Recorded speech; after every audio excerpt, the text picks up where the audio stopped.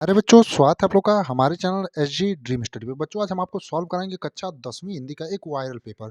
जैसा कि क्वेश्चन आपके बोर्ड एग्जाम 2025 में पूछा जाएगा और इसमें जितने भी प्रश्न आपके रहेंगे सभी क्वेश्चनों को हम एकदम उत्तर के साथ बताएंगे। सबसे पहले शुरुआत करते हैं आपका खंड अ से, जिसमें आपके पूछे जाते हैं 20 बहुविकल्पी प्रश्न और ये जो प्रश्न होते हैं आपको ओएमआर सीट पर भरने के लिए आते हैं। उससे पहले अगर आप लोग चैनल पर नए हैं तो चैनल को सब्सक्राइब कर लीजिए, वीडियो को लाइक कर लीजिए और बेल आइकन को प्रेस कर लीजिए ताकि आगे आने वाली हर वीडियो का नोटिफिकेशन आप तक सबसे पहले पहुंचे।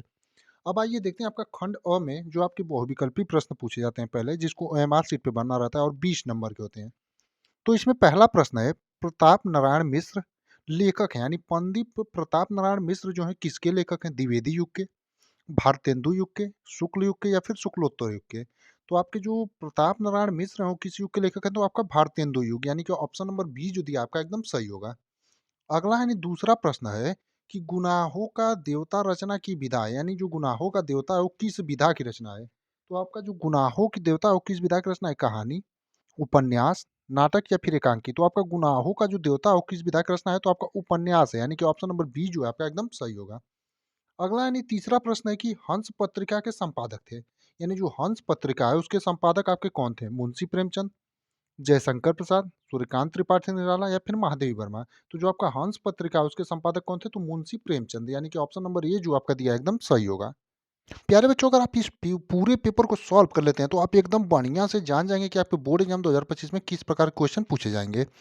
अगला यानी चौथा प्रश्न है, कलम का सिपाही की विधा है, यानी जो कलम का सिपाही है उसकी विधा क्या है? संस्मरण, रेखा चित्र, जीवनी या फिर आत्मकथा? तो कलम का सिपाही जो है उसकी विधा क्या है? आपकी जीवनी है, यानी कि ऑप्शन नंबर सी जो दिया है एकदम सही होगा। अगला है लहरों के राजहंस के लेखक हैं, यानी जो लहरों के राजहंस है उसके आपके लेखक कौन है? तो लहरों के जो राजहंस है उसके लेखक आपके कौन है? तो राघवेंद्र यादव हैं, यानी कि ऑप्शन नंबर डी जो एकदम सही होगा। अब हमने आपको ओएमआर सीट तो भरना बताया ही था, तो उसी पे आप जो डी नंबर वाला ऑप्शन रहेगा उस पे जाकर के गोला भर देंगे। इसी प्रकार से आपको जो है क्वेश्चन ही करना रहेगा। छठा वाला प्रश्न है कि आचार्य रामचंद्र शुक्ल एक हैं, यानी आचार्य रामचंद्र शुक्ल जो है वो क्या है? आलोचक, कवि, नाटककार या उपन्यासकार? तो आचार्य रामचंद्र शुक्ल जो है आपके एक कवि हैं, यानी आपका जो सही उत्तर होगा कवि होगा। सातवां है कि आकाशदीप के लेखक, यानी जो आकाशदीप है उसके लेखक आपके कौन है? तो ये सबको आना चाहिए, जो आकाशदीप है उसके लेखक आपके कौन है? तो जयशंकर प्रसाद है, यानी आकाशदीप के लेखक कौन है? तो जयशंकर प्रसाद। आठवां वाला जो हमारा बहुविकल्पी प्रश्न है, मैला आंचल के रचनाकार हैं, यानी मैला आंचल जो है उसके रचनाकार आपके कौन है? मोहन राकेश, फणीश्वर नाथ रेणु, प्रेमचंद या फिर जयशंकर प्रसाद? तो जो आपका मैला आंचल है उसके आपके रचनाकार कौन है? तो फणीश्वर नाथ रेणु है, यानी कि ऑप्शन नंबर बी जो है आपका एकदम सही होगा। बात करें अगले यानी कि 9वें नंबर के प्रश्न की, तो 9वां प्रश्न है, केशवदास काव्य धारा के कवि हैं, यानी जो केशवदास है वो किस काव्य धारा के कवि हैं? रीतिबद्ध, रीति सिद्ध, रीति मुक्त या फिर प्रयोगवादी? तो जो आपके केशवदास हैं वो किस काव्य धारा के कवि हैं? तो आपके रीतिबद्ध काव्य धारा के हैं, यानी आपका जो सही उत्तर होगा रीतिबद्ध होगा, यानी कि ऑप्शन नंबर ए जो दिया आपका एकदम सही होगा। अगला है 10वां की रामचंद्रिका रचना है, यानी रामचंद्रिका जो है वो किसकी रचना है? यानी केशवदास की, बिहारी लाल की, घनानंद की या फिर भूषण की? तो जो आपका रामचंद्रिका वो किसकी रचना है? तो केशवदास की। अगला यानी 11वां प्रश्न है आपका आ गया रस से संबंधित प्रश्न कि करुण रस का स्थायी भाव, यानी करुण रस जो है उसका स्थायी भाव क्या होता है? तो करुण रस का जो स्थायी भाव होता है शोक होता है, यानी कि ऑप्शन नंबर बी जो है आपका एकदम सही होगा। 12वां वाला है, सोहत ओढ़े पित पट श्याम सलोने गात मानो नीलमणि शैल पर आत्प परो प्रकाश, उपयुक्त पंक्तियों में अलंकार है। तो अलंकार, रस और छंद का हमने आपको बहुत बढ़िया से बताया। आप सबको तुरंत कमेंट कर देना चाहिए कि कौन सा अलंकार है। तो आपका उत्प्रेक्षा अलंकार है, यानी कि ऑप्शन नंबर सी जो एकदम सही होगा। बात करते हैं अगले यानी कि 13वें प्रश्न की, तो रोला छंद में कुल कितने चरण होते हैं? यानी जो रोला छंद होता है उसमें कुल कितने चरण आपके होते हैं? तो रोला छंद में कुल कितने चरण होते हैं? तो दो होते हैं, यानी कि ऑप्शन नंबर बी आपका जो एकदम सही होगा। अगला है अधिग्रहण शब्द में प्रयुक्त उपसर्ग है। तो अधिग्रहण में से आप अधि प्लस ग्रहण करेंगे तो आपका ग्रहण अलग हो जाएगा, तो अधि जो है आपका वही उपसर्ग होगा, यानी कि ऑप्शन नंबर बी जो आपका दिया है अधि, ये सही होगा। अगला है यानी 15वें नंबर का प्रश्न कि प्रत्यय के कितने भेद होते हैं? यानी जो आपका प्रत्यय होता है उसके कितने भेद होते हैं? तो आपके जो प्रत्यय होते हैं उनके कितने भेद होते हैं? दो, तीन, चार या फिर? तो आपके प्रत्यय के जो भेद होते हैं दो होते हैं, यानी कि ऑप्शन नंबर ए जो आपका दिया एकदम सही होगा। अगला आपका समाज से संबंधित प्रश्न है कि तिरंगा में कौन सा समास है? तो तिरंगा में जो है तीन रंगों का समूह, यानी कि आपका द्विगु समास होगा, यानी कि ऑप्शन नंबर बी जो एकदम सही होगा। अगला है प्रत्येक शब्द में कौन सी संधि है? तो जब आप प्रत्येक का तोड़ेंगे तो आपका प्रतिधन एक होगा, यानी कि यड़ संधि होगा, यानी कि ऑप्शन नंबर बी जो आपका दिया एकदम सही होगा, यानी कि प्रत्येक में कौन सी संधि है? तो यड़ संधि। अगला है खीर का तत्सम रूप है, यानी खीर का जो है तत्सम रूप क्या होता है? तो खीर का आपको जो तत्सम रूप होता है क्या होता है? क्षीर, क्षीर, क्षीण या फिर खीन। तो आपका जो खीर का तत्सम रूप होता है तो क्षीर होता है, यानी कि ऑप्शन नंबर बी जो दिया आपका एकदम सही होगा। 19वां जो हमारा बहुविकल्पी प्रश्न है, नदये शब्द का बहुवचन और विभक्ति, यानी जो नदये शब्द है उसका बहुवचन और विभक्ति क्या है आपका? तो जो सही उत्तर होगा चतुर्थ विभक्ति और एक वचन होगा, यानी कि ऑप्शन नंबर डी जो आपका दिया एकदम सही होगा। अंतिम और 20वां जो हमारा बहुविकल्पी प्रश्न, क्योंकि 20 से ही आपके बहुविकल्पी प्रश्न पूछे जाते हैं, उसके बाद जो होंगे आपके सब्जेक्टिव यानी लिखने वाले प्रश्न होंगे। तो हस्यतः धातु का वचन एवं पुरुष है, यानी जो हस्यतः धातु है उसका वचन और पुरुष क्या होगा? तो आपका एक वचन और मध्यम पुरुष, यानी कि ऑप्शन नंबर ए जो है आपका एकदम सही होगा। अब आगे देखेंगे आपका वर्णनात्मक प्रश्न, यानी कि ये कई समास है। जैसे आपका दिया है, निम्नलिखित गद्यांश पर आधारित 3 प्रश्नों के उत्तर दीजिए, और प्रत्येक जो होते हैं आपके 2-2 नंबर के होते हैं। यहाँ से आपको 6 नंबर मिलते हैं और यहाँ पर आपको 2 ऑप्शन मिलते हैं अथवा करके, तो हम दोनों को आपको पूरा सॉल्व करके बताएँगे। मित्रता के लिए यह आवश्यक नहीं है कि 2 मित्र एक ही प्रकार का कार्य करते हों या एक ही रुचि के हों। इसी प्रकार प्रकृति और आचरण की समानता भी आवश्यक या वांछनीय नहीं है। दो भिन्न प्रकृति के मनुष्यों में बराबर प्रीति और मित्रता रही। राम धीर और शांति प्रकृति थे। लक्ष्मण उग्र और उद्धत स्वभाव के थे। दोनों भाइयों में अत्यंत प्रगाढ़ स्नेह था। उदार तथा उच्चासे कर्म और लोभी दुर्योधन के स्वभाव में कुछ विशेष समानता न थी, पर उन दोनों की मित्रता खूब निभी। तो अब इसमें आपका क्वेश्चन क्या पूछा है? प्रस्तुत अवतरण का संदर्भ लिखिए, यानी प्रस्तुत जो अवतरण है इसका संदर्भ आप कैसे लिखेंगे? तो आप लिखेंगे प्रस्तुत, यानी कि प्रस्तुत गद्यांश। इसी प्रकार से आप लिखेंगे प्रस्तुत गद्यांश हमारी पाठ्य पुस्तक पाठ्य पुस्तक हिंदी के, यानी कि आपका पाठ्य पुस्तक जो है पाठ्य पुस्तक के गद्य खंड गद्य खंड में संकलित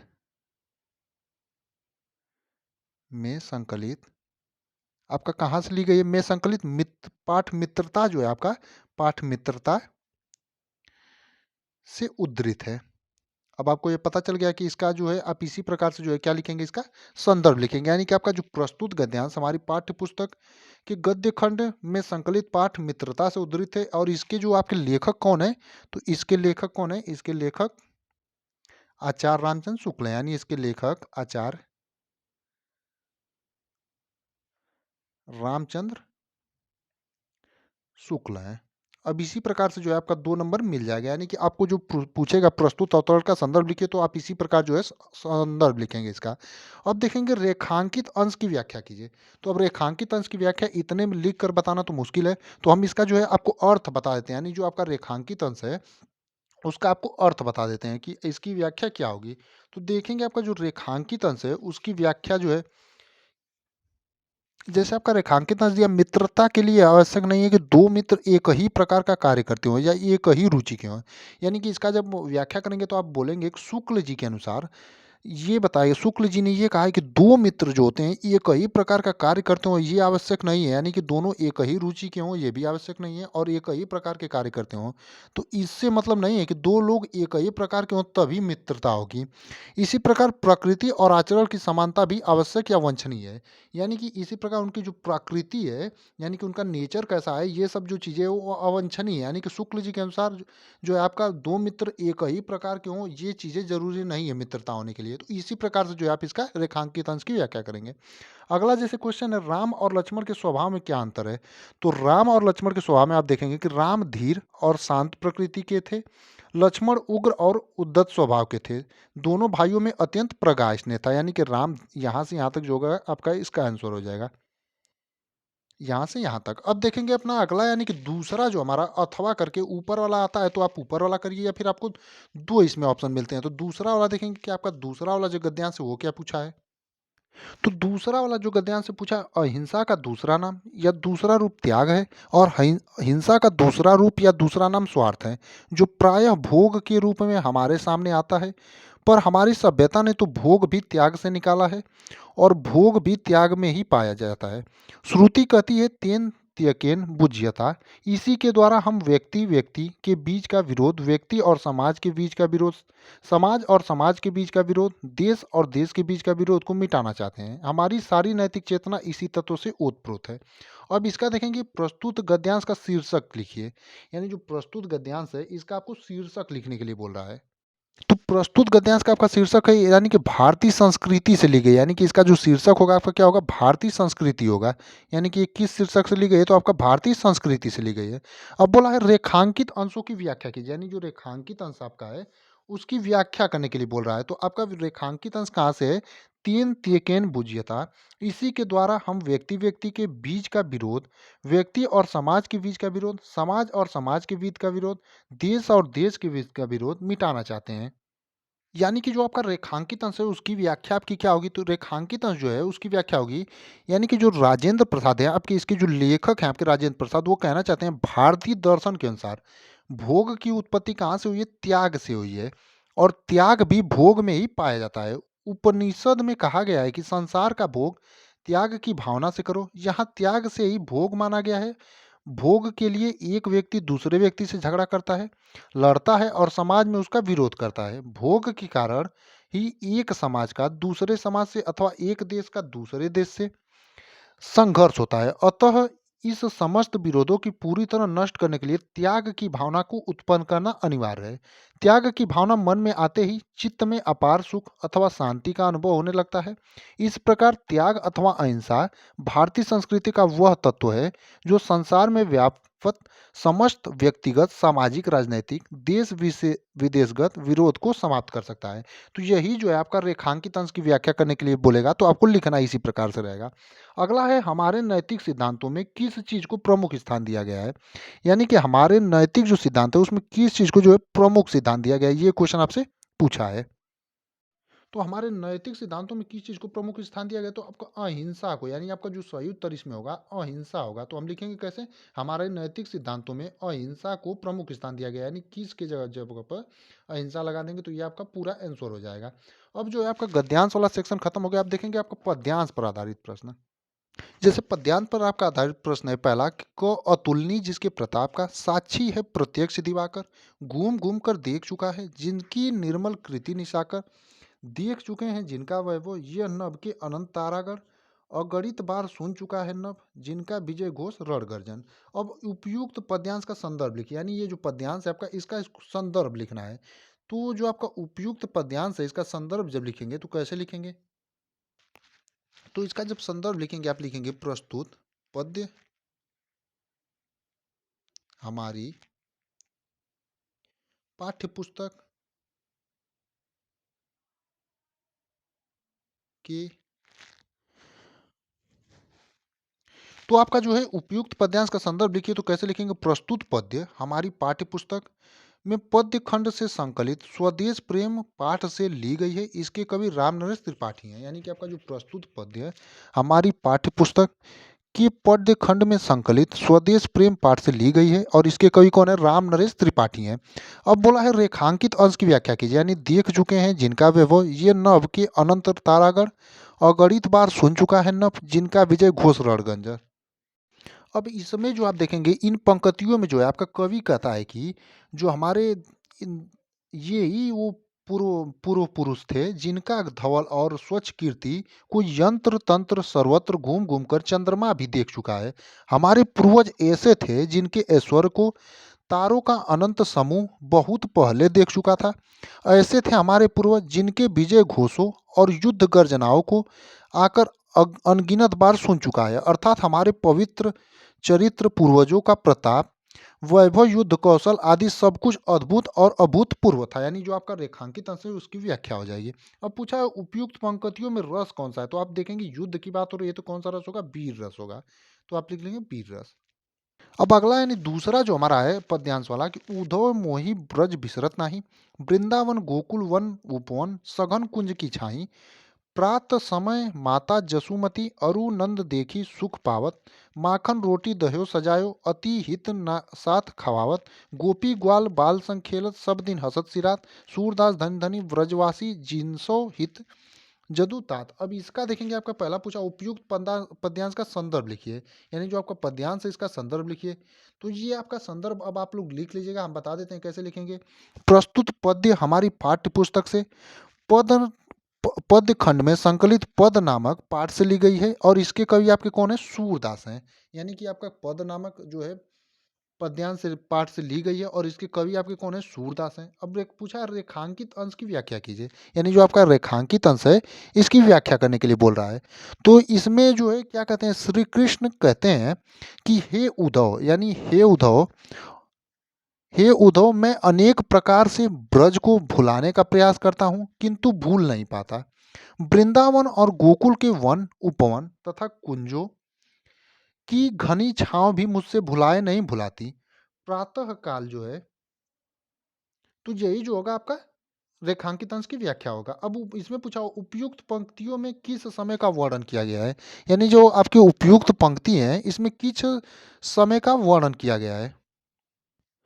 तो इसमें जो है कृष्ण भगवान जब बताते हैं कि श्री कृष्ण कहते हैं कि उदो में अनेक प्रकार से ब्रज को भुलाने का प्रयास करता है, यानी जो ब्रज से वो दूर रहते हैं उसी समय का आपका जो है वर्णन किया गया है। अब अगला यानी कि 23वां प्रश्न जो आता है आपका, दिए गए संस्कृत गद्यांश में से किसी एक का संदर्भ सहित हिंदी में अनुवाद कीजिए, यानी इन दोनों में से जो है आपको किसी एक का जो है संस्कृत सही हिंदी में अनुवाद करना है। जैसे आपका पहला है, ये नगरी विविध धर्माड़ा संगम स्थली, महात्मा बुद्ध तीर्थकर पार्श्वनाथ शंकराचार्य कबीर गोस्वामी तुलसीदास अन्य च वह महात्मा मान अत्रागत्य स्वयान विचारन प्रसार्यान न केवल दर्शने साहित्य धर्मे अपितु काला क्षेत्रे अपि ये नगरी विविध नामा कलाना शिल्पाना च कृते लोके विश्रुता। यानी कि इसका जो है आपको संदर्भ सहित हिंदी अनुवाद करना है। तो इसका सबसे पहले लिखेंगे संदर्भ, या संदर्भ जब आप इसका लिखेंगे ऊपर वाले का तो लिखेंगे प्रस्तुत संस्कृत गद्यांश हमारी पाठ्य पुस्तक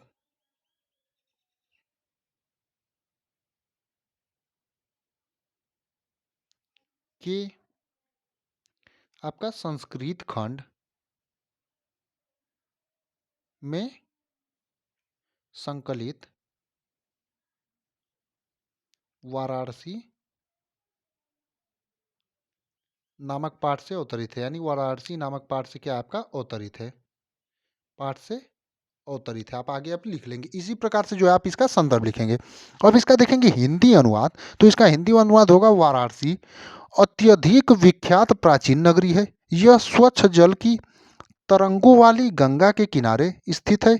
इसके घाटों की घुमावदार आकृति वाली पंक्ति श्वेत चांदनी में बहुत सुंदर लगती है। दूर दूर के देशों से अस माफ़ करिए, इसका जो हिंदी अनुवाद होगा ये होगा, या ये हमने गलती से वो जो है आपको पहले बता दिया। यह नगरी यानी कि वाराणसी जो है अनेक धर्मों की संगम स्थली है। महात्मा बुद्ध तीर्थकर पार्श्वनाथ शंकराचार्य कबीर गोस्वामी तुलसीदास और दूसरे अनेक महात्माओं ने यहाँ आकर अपने विचारों का प्रसार किया। न केवल दर्शन साहित्य और धर्म में ही अपितु कला के क्षेत्र में भी यह नगरी तरह तरह की कलाओं और शिल्पों के लिए विश्व में प्रसिद्ध है। यहाँ का रेशमी साड़ियाँ हर देश में सर्वत्र पसंद की जाती है। यानी कि ये जो है आपका इसका हिंदी अनुवाद होगा। अब देखेंगे दूसरा वाला जो है, अब दूसरा वाला जो है आपको होमवर्क है कि ऐसा कर्म विराड़ा संस्कृति, इसका जो है आपको संदर्भ लिखना है और इसका जो है हिंदी अनुवाद करना है, यानी कि एक आपको अपने मन से तैयार करना है।